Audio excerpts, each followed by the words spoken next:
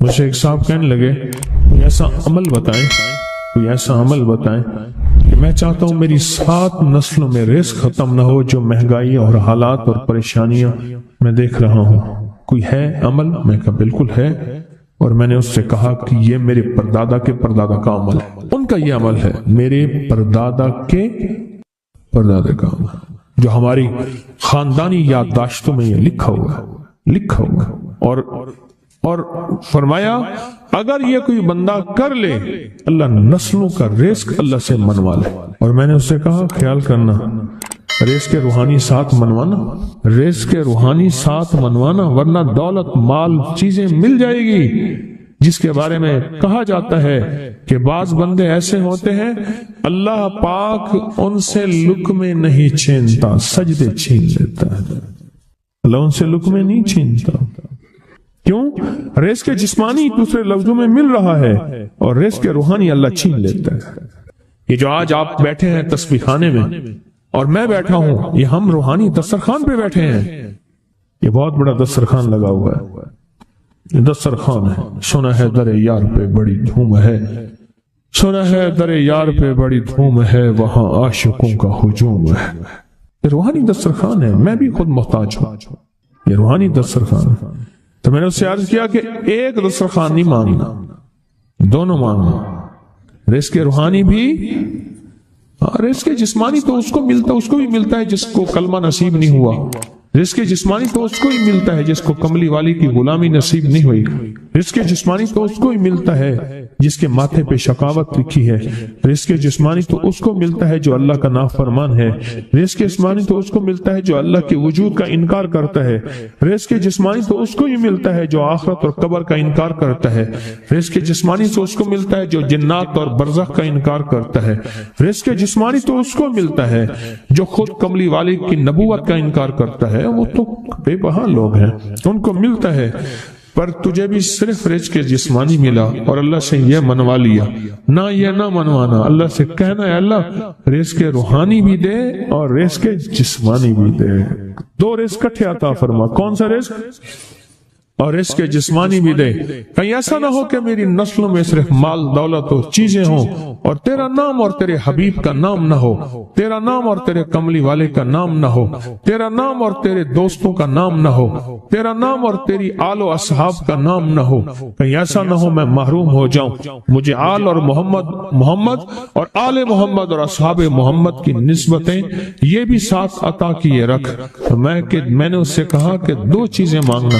اچھا قدرت کا نظام ہے تو دیوانے بھی ہوتے ہیں، یقین والے ہوتے ہیں، آپ جیسے آپ مخلص بیٹھے ہیں، اور پوری دنیا میں ہمارے ساتھ اس وقت مخلص بیٹھے ہیں جو ہماری آج کی محفل میں شریک ہیں، ہوتے ہیں دیوانے۔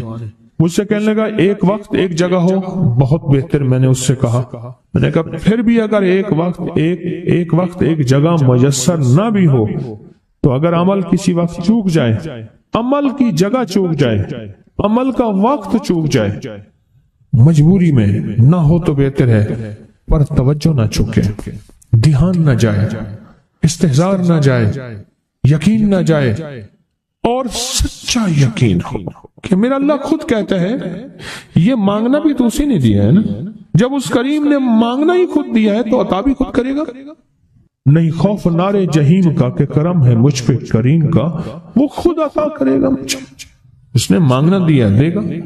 یقین ہو ایسا ایسا ایسا ایسا، اتنا زبردست یقین ہو، اتنا یقین ہو اللہ کے ملنے پہ اور اللہ کے مانگنے پہ، اتنا یقین ہو کہ گمان اور خیال سے بالا تر یقین ہو، بہت زیادہ یقین۔ یاد رکھیے گا میری بات، میری طرف دیکھتے رہیں، یاد رکھیے گا جس کو ملا ہے یقین کی طاقت میں ملا ہے، اور جس سے چھنا ہے بے یقینی نے اس سے سب کچھ چھین لیا، بے یقینی نے اس سے سب کچھ چھین لیا ہے، جس کو ملا ہے یقین کی طاقت سے ملا ہے۔ یقین ہو کہ میں کر رہا ہوں اور اللہ مجھے دے دے گا۔ کہا کہ کیسا یقین ہو؟ کہا جیسے بکری کے تھن دودھ سے بھرے ہوئے اور میں کہوں کہ میرے ہاتھ سے دباؤں گا اور دودھ نکلے گا، اس سے زیادہ یقین۔ اور کہا کس سے زیادہ یقین؟ کہا کہ ایک بڑا نوٹ ہو اور بڑا نوٹ کے اندر جو ہے ایک آنے کی چیز آنی ہے تو میں کہوں گا اس سے تو اس کی نوٹ کے اندر تو ہزاروں آنے ہیں اور میں ایک آنے کی چیز ایک ٹکے کی چیز لوں گا اور میرا کام بن جائے گا، اس سے زیادہ یقین ہو اور اس سے کہیں زیادہ یقین ہو کہ سخت پیاس ہے اور میں پانی کو دیکھوں اور پانی کو دیکھتے ہی مجھے یقین ہو کہ اس سخت پیاس میں میرا پیاس بجھ جائے گی، پیٹ بھر جائے گا، اس سے کہیں زیادہ یقین ہو۔ میں پھر بھی یقین کو نہیں سمجھا سکا، علم بھی محدود ہے، الفاظ بھی میرے پاس محدود ہیں، اس سے کہیں زیادہ یقین ہو، اس سے کہیں زیادہ یقین اور بہت زیادہ یقین۔ کیا خیال ہے آپ چاہیں گے اپنی نسلوں کے لیے بخت، رزق، نصیب اور مقدر منوا لیں؟ میں نے کہا روزانہ 40 منٹ بیٹھ 40 منٹ صبح دوپہر شام جو تیری تنہائی کا وقت ہو کہ یا اللہ دنیا میں ایسی جگہ کوئی کہیں ہوتی، اکیلے بیٹھے رہتے یاد تیری دل نشی ہوتی، اکیلے بیٹھے رہتے یاد تیری دل نشی ہوتی، اور بس صرف ایک بار سورۃ فاتحہ پڑھا اور اس کے بعد ایاک نعبد و ایاک نستعین کو دوہرا۔ میں نے اس سے عرض کیا کہ بس اس کو وجدان سے پڑھا، ایسے پڑھ کے رونگٹے کھڑے ہو جائیں، آنسو بہنے لگ جائیں، دل کے اندر کا درد اور دل کا اندر کا غم اور اللہ کے سامنے حاضری، استحضار اور یہ کیفیتیں تیری ہوں کہ بس اس کے علاوہ کوئی مجھے یاد نہ رہے۔ اس درد سے پڑھ 40 منٹ، 40 کی عدد کے ساتھ کائنات کے رازوں کا بڑا تعلق ہے۔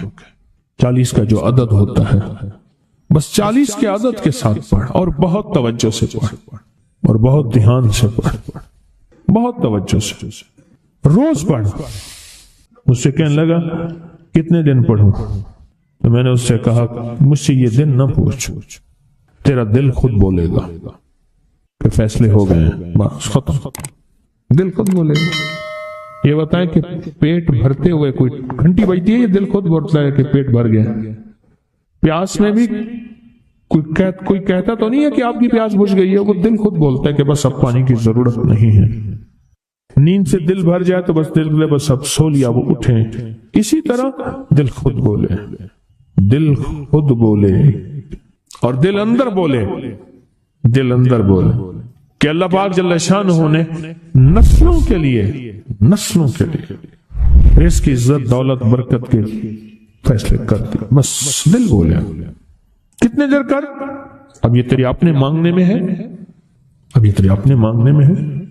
مانگنے میں کمی ہے تو دل نہیں بولے گا، اگر مانگے گا تو پتہ نہیں دنوں میں یا ہفتوں میں، جتنے میں دنوں میں فیصلہ ہو جائے۔ وہ طاقتور چیز ہے جو 7 نسلوں کو کھلاتی بھی ہے، پلاتی بھی ہے، سکون کی نیند سلاتی بھی ہے، اچھا لباس پہناتی بھی ہے، عزتوں کے تاج سر پہ رکھواتی بھی۔ نوری لقمہ اپنی زندگی کی ضرورت بنا لے، پھر کیا ہوگا؟ سورۃ فاتحہ کی آیات 7 ہیں۔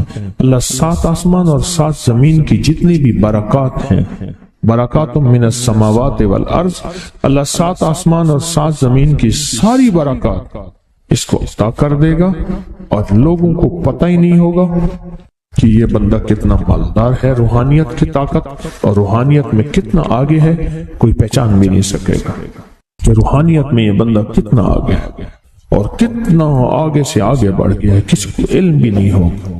نوری لقمہ اپنی زندگی کی مجبوری بنا لے اور نوری لقمہ اپنی زندگی کی ضرورت بنا لے، پھر دیکھیں کمالات۔ کیوں؟ فرمایا جو سارے قرآن میں ہے، جو سارے قرآن میں ہے، جو سارے قرآن میں ہے، آنکھیں کھل جائیں۔ یہ سورۃ فاتحہ نماز کھانے کے دوران پڑھنے والا یہ اہل نظر میں ہے، اس کی نظر وسیع ہو جاتی ہے، یہ اہل کشف ہوتے ہیں، ان کی دل کی آنکھیں کھل جاتی ہیں، یہ فرشتوں کو دیکھتے ہیں، یہ انسانوں کے دلوں میں جھانک لیتے ہیں، یہ کائنات کے راز پڑھ لیتے ہیں، کائنات کے راز پڑھ لیتے ہیں۔ اللہ پاک ان کے سامنے جنات آنکھوں سے دکھاتا ہے، حتیٰ کہ یہاں تک کہ اللہ قبر کے راز بھی ان کے اوپر کھل دیتا ہے۔ نوری لقمے کا اثر یہ ہے دل کی آنکھیں کھل جاتی ہیں، دل کی آنکھیں کھل جاتی ہیں، دل کی آنکھیں کھل جاتی ہیں۔ یہ نور لقمے کی تاثیر ہے۔ چہرے کی آنکھیں تو سب کے پاس ہیں، دل کی آنکھیں سب کے پاس نہیں، دل کی آنکھیں سب کے پاس نہیں، چہرے کی آنکھیں سب کے پاس ہیں، دل کی آنکھیں سب کے پاس نہیں۔ نوری لقمے کی یہ تاثیر ہے کہ دل کی آنکھیں کھل جاتی ہیں اور دل کی دنیا آباد اور دل کی دنیا شاد اور دل کا وہ بندہ بامراد بن جاتا ہے جو نوری لقمے اپنی زندگی میں شامل کرتا ہے۔ اور نوری لقمے سورۃ فاتحہ، اور کتنی بار؟ اچھا، یہ سورۃ فاتحہ بیماریوں کا علاج۔ صحابہ کرام فرماتے ہم جا رہے تھے، کوئی ایک سردار تھا، اس کو بچھو نے کاٹ لیا اور اس کو چیخ رہا تھا بیچارہ، فرمایا سانپ کا کاٹا سوئے، بچھو کا کاٹا روئے۔ میرے پاس ایک سانپ کا کاٹا آیا تھا، غنودگی میں تھا، بہت غنودگی میں سے سوتا تھا، اور میں نے کہا اس کو سونے نہ دے، خیال نہ کیا انہوں نے، ادھر سے ہٹا تو بندہ ختم ہو گیا، سانپ کا کاٹا۔ ہمارے ایک والد صاحب رحمۃ اللہ علیہ کے تھے ملک عبد الرحمن ڈوڈی، تو لائے تھے، تو کہنے لگے اس بچھو کے کاٹے کا علاج صحابہ کرام نے 7 بار سورۃ فاتحہ پڑھ کے اس پہ دم کر اور وہ ٹھیک ہو گیا۔ اور میں جب سورۃ فاتحہ عرشوں سے زمین پہ آئی، نازل ہوئی، ایک گونج اٹھی، ایک آواز آئی، اور میں اللہ سے آج وہ چیز زمانے پہ زمین پہ نازل کی ہے جو اس سے پہلے کبھی آئی نہیں تھی اور جو اس کے بعد کبھی آئے گی نہیں۔ اس سے پہلے کبھی آئی نہیں تھی، اس کے بعد کبھی آئے گی۔ اور جب سورۃ فاتحہ نازل ہوئی، شیطان رویا، پیٹا، اپنا سر پہ راکھ ڈالی اور اتنا شور کیا کہ اے کاش کہ یہ سورۃ فاتحہ آئی ہے، اور اگر آئی ہے تو واپس چلی جائے، اگر واپس نہیں گئی تو کسی کی زبان پہ نہ جائے، یعنی کوئی اس کو پڑھ نہ سکے، اگر پڑھے تو اس کا یقین نہ ملے۔ یقین سے پڑھنے والے کی دنیا بھی، آخرت بھی، رزق بھی، عزت بھی، صحت بھی، تونگری بھی، بادشاہت بھی، خوشیاں خوشحالیاں بھی یقین سے پڑھنے والے کو ملتی ہیں۔ اور اس لیے آج بھی شیطان سورۃ فاتحہ سے لرزتا ہے کہ سورۃ فاتحہ پڑھنے سے جنات اور شیاطین ایسے دور ہوتے ہیں، ایسے کہ میلوں دور چلے جاتے ہیں، اور اس بندے سے خوف زدہ ہوتے ہیں جو سورۃ فاتحہ پڑھتا ہے۔ کھانے کے دوران اس کی حکمت کیا ہے؟ انسان کھانے کے دوران مشغول ہوتا ہے، کھانے کی لذتوں میں کھویا ہوا ہوتا ہے، اور اگر بھوک بہت زیادہ ہو تو پھر تو ہوش نہیں ہوتا، پھر ہوش ہی نہیں ہوتا اگر بھوک بہت زیادہ ہو۔ اب اسی دوران جس طرح سنے غور سے، بڑی میں عجیب بات بتا رہا ہوں، حضرت امام جعفر صادق سلام اللہ رضوان اللہ تعالی علیہ مجمعین اللہ کے ولی تھے، ولایت کے تاجدار تھے، سرداروں کے سردار تھے، اولیاء کے سردار تھے۔ میں بازار میں جاتے تھے، جا کے پھر واپس آ جاتے تھے، پھر جاتے کچھ نہیں خریدتے تھے۔ کسی نے پوچھا اب کیوں جاتے ہیں؟ فرمایا 2 وعدے لینے، کیا؟ میں جا کے بازار میں ہر بندے کو سلام کرتا ہوں، وہ سلام کا جواب دیتے ہیں، اور کیا پتا کسی کے سلام کا جواب ایسا ہو جو اللہ کے ہاں مقبول بھی ہو، محبوب بھی ہو۔ اور پھر فرمایا بازار میں جاتا ہوں اور جا کے بازار میں جاتا ہوں اور جا کے بازار کی دعا پڑھتا ہوں۔ فرمایا جو چوتھا کلمہ گھر میں پڑھے گا اس کو 10 نیکیاں ملیں گی، اور جو بازار میں پڑھے گا کتنے نیکیاں ملیں گی؟ 10 لاکھ نیکیاں ملیں گی۔ فرمایا میں 10 لاکھ نیکیاں کمانے کے لیے جاتا ہوں۔ آل رسول کی محبتیں، عبادتوں کا حرص دیکھیں، ہمیں مال کا حرص، انہیں اعمال کا حرص۔ وہی دعا، وہی چوتھا کلمہ گھر میں پڑھیں، 10 نیکی ہیں، بازار میں پڑھیں کیونکہ وہ ہر بندہ مشغول ہے، دنیا میں، مال میں، چیزوں میں، بھاؤ تاؤ میں لگا ہوا ہے، وہی بازار میں پڑھے تو 10 لاکھ نیکیاں۔ اسی طرح کھانے کے دوران جب لذت ہے، کھانے کے دوران ذائقہ ہے، اور کھانے کے دوران لذت اور ذائقے میں اگر کوئی بندہ سورۃ فاتحہ پڑھ لے تو اللہ کہتا ہے تو ان لذتوں میں مجھے نہ بھولا، ان کھانے کی چیزوں میں مجھے نہ بھولا، ان ساری کیفیتوں میں مجھے نہ بھولا، اللہ خوش ہوتا ہے۔ اور پھر اللہ جل شانہ اسے 7 آسمان اور 7 زمین کی برکتیں حوالے کر دیتا ہے، اور جس کے پاس 7 آسمان 7 زمین کی برکتیں ہوں، یہ ساری عبادتیں کھانے کے دوران کوئی معنی نہیں رکھتی، پھر ایسی سمیٹ کے اللہ کائنات کو اسے دے دیتا ہے۔ نوری لقمے کی تلاش کریں، نوری لقمہ زندگی میں لے آئیں، بڑی خوشحال زندگی گزرے گی، بہت لاجواب زندگی گزرے گی۔ 7 دفعہ سورۃ فاتحہ سے قرضے اتر جاتے ہیں، 7 دفعہ سورۃ فاتحہ سے بیٹے مل جاتے ہیں، 7 دفعہ سورۃ فاتحہ سے نعمتیں، اور 7 دفعہ سورۃ فاتحہ وہ طاقتور چیز ہے جو 7 نسلوں کو کھلاتی بھی ہے، پلاتی بھی ہے، سکون کی نیند سلاتی بھی ہے، اچھا لباس پہناتی بھی ہے، عزتوں کے تاج سر پہ رکھواتی بھی ہے۔ کہیں انشاءاللہ۔ اب سوچیں کون سا مشکل عمل، بہت زبردست عمل ہے، 1 منٹ کا کام ہے اور کام بن جاتا ہے۔ اور میں نے اس کی اجازت جتنی مشکل سے لی تھی نا، اس عمل کی بہت مشکل سے اجازت، اور جس دن لی تھی اسی دن فیصلہ کیا تھا انشاءاللہ اسے چھپاؤں گا نہیں، انسانیت مخلوق کو بتاؤں گا۔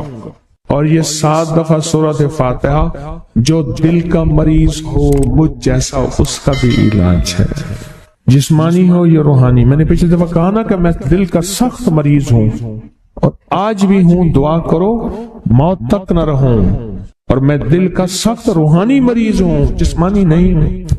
میری پچھلی دفعہ کی وجہ سے پوری دنیا میں کوہرام مچا ہوا ہے کہ بابا گیا، جانا تو ہے، جانا تو لازم ہے۔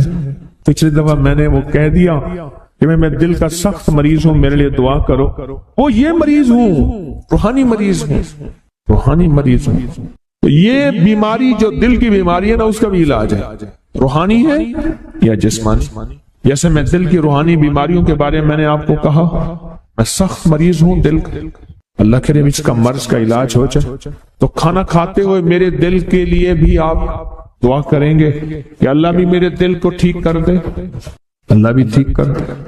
آپ مجھے بزرگ سمجھتے رہے اور اندر سے کام کھوکھلا ہو، یہ دل کی روحانی بیماریوں کا بھی علاج ہے، اور یہ جسم کی اور دل کی جسمانی بیماریوں کا بھی علاج ہے۔ یہ صحت مندی کا راز ہے، سورۃ فاتحہ ہے بابا، سورۃ فاتحہ، سورۃ فاتحہ۔